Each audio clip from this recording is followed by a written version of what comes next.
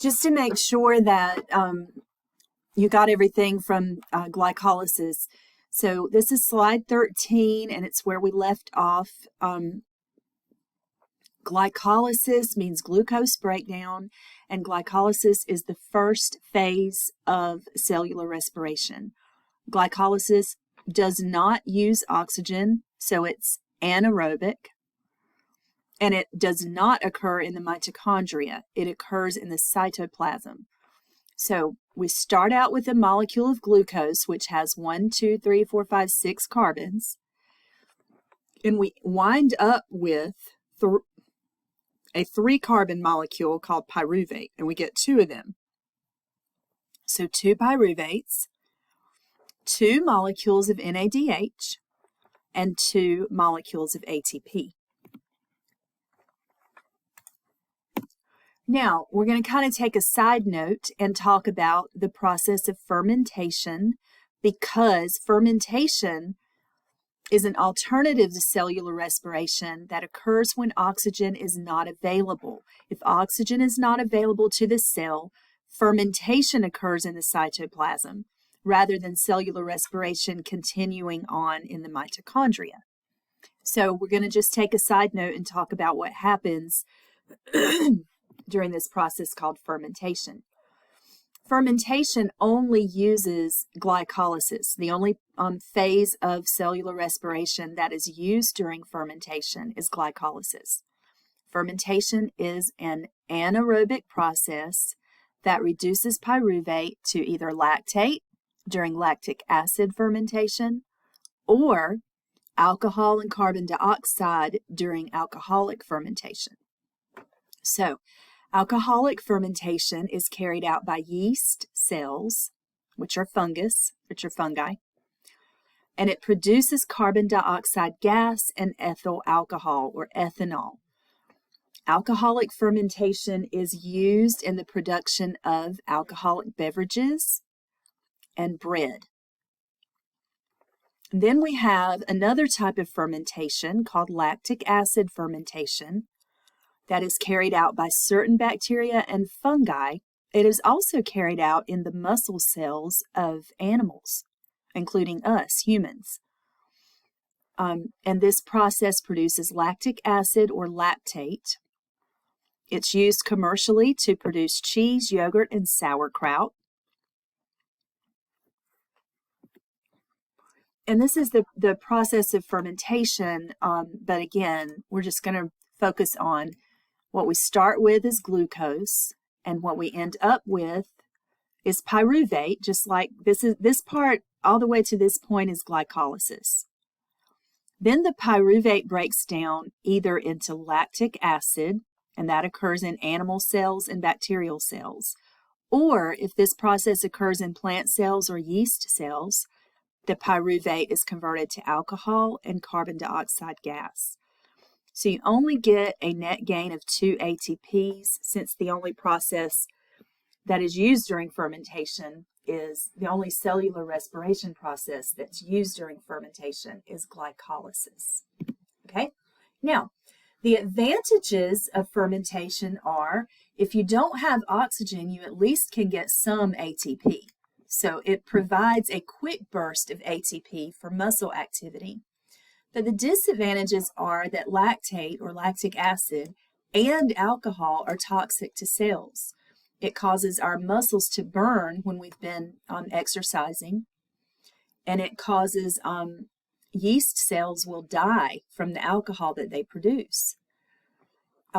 And then we have a little section down here at the bottom that talks about the efficiency of fermentation, and it's not very efficient compared to cellular respiration. You only get 2 ATP produced per glucose molecule in fermentation, and in cellular respiration you get 36 to 38 ATPs per glucose. So fermentation definitely has its place, but we couldn't live off of that. We have to have cellular respiration in order to make enough energy to actually live. Okay, now we're moving on just to focus back on cellular respiration. There are 4 phases. The first phase, glycolysis, we already went over. So now we're going on to the second phase, which is the prep reaction, and it occurs inside the mitochondria. The prep reaction basically prepares the products of glycolysis for the citric acid cycle. Okay, so in the prep reaction, pyruvate is converted to a 2-carbon acetyl group, which is then attached to coenzyme A, and so we call it acetyl-CoA. It is a 2-carbon molecule, whereas pyruvate was a 3-carbon molecule. So one of the carbons from pyruvate is released as carbon dioxide. We're also going to produce 1 NADH for every pyruvate. So it will end up being 2. And this is the overview. So here's what happens. We start out with 2 pyruvates. We end up with 2 acetyl-CoAs, 2 carbon dioxides, and 2 NADH molecules are produced. They're going to go on to the electron transport chain. Okay, then we move on to the citric acid cycle, which is also known as the Krebs cycle for the scientists that discovered it. It's going to occur in the mitochondria as well. It's going to turn twice per glucose molecule because, remember, the glucose has been converted into 2 pyruvates. So, and the 2 pyruvates are converted to 2 acetyl-CoAs. So for each of those acetyl-CoAs, the citric acid cycle will go once for each of those 2 molecules. So that's a total of 2 times. Okay, so it ends up producing overall 4 carbon dioxide molecules, 2 ATP molecules, and then the most important thing is that the citric acid cycle produces 6 NADH and 2 FADH2 molecules, and those are going to go on to the electron transport chain.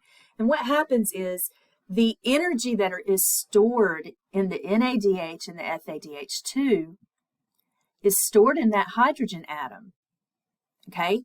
So the hydrogen atoms on the end of those molecules are storing electrons, and those electrons are used to generate energy to make ATP in the electron transport chain.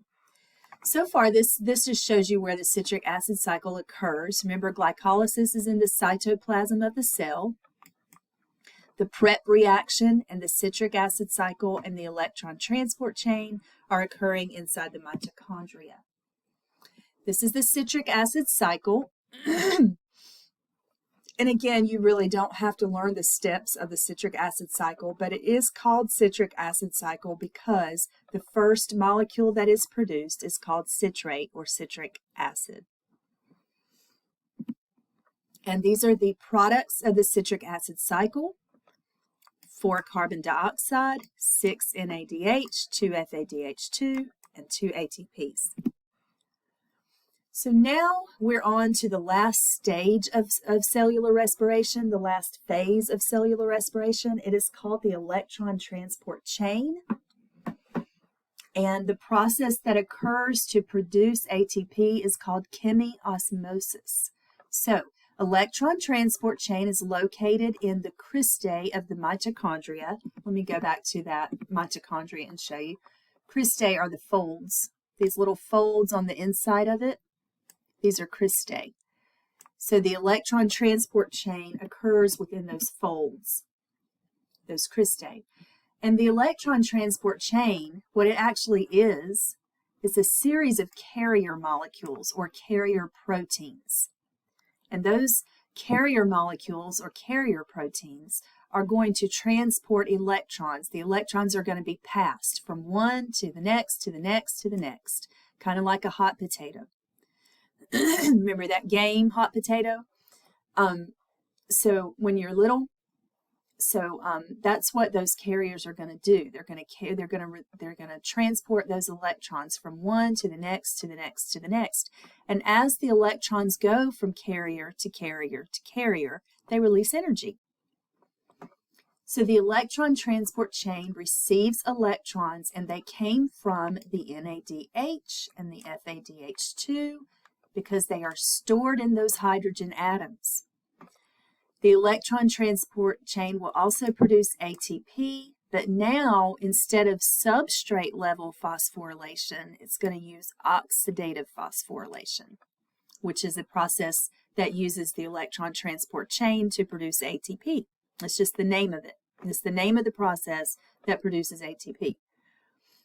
The final electron acceptor. So we've got these electrons going from carrier to carrier to carrier to carrier, and then they have to go somewhere.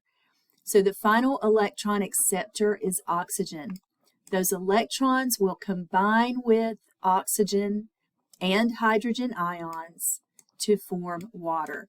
You may remember the opposite happening in photosynthesis.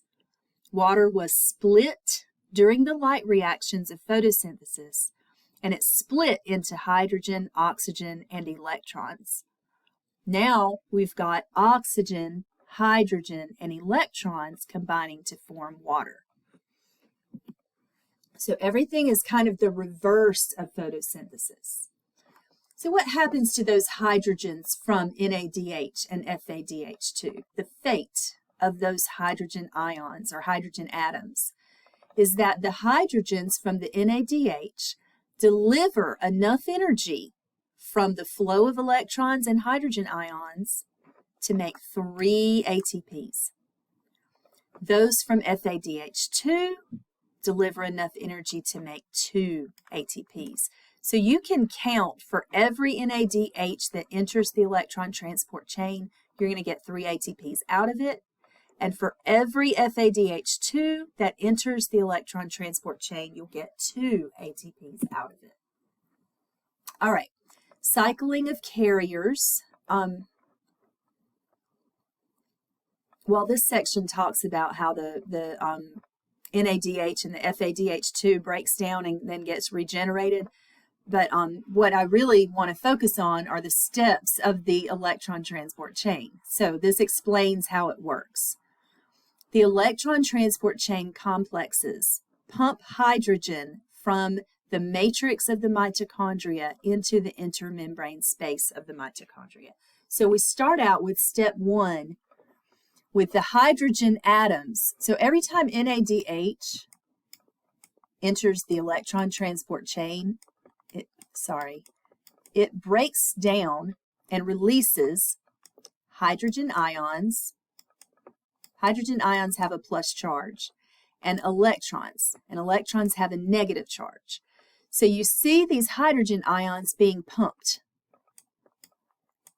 out of the matrix, which is in here, into the intermembrane space.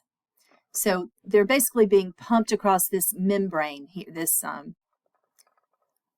phospholipid membrane. This is like one of the cristae of the mitochondria here. So hydrogen ions that are generated from your FADH2 and your NADH molecules, they get pumped out and they build up out here. This should seem a little bit familiar, okay?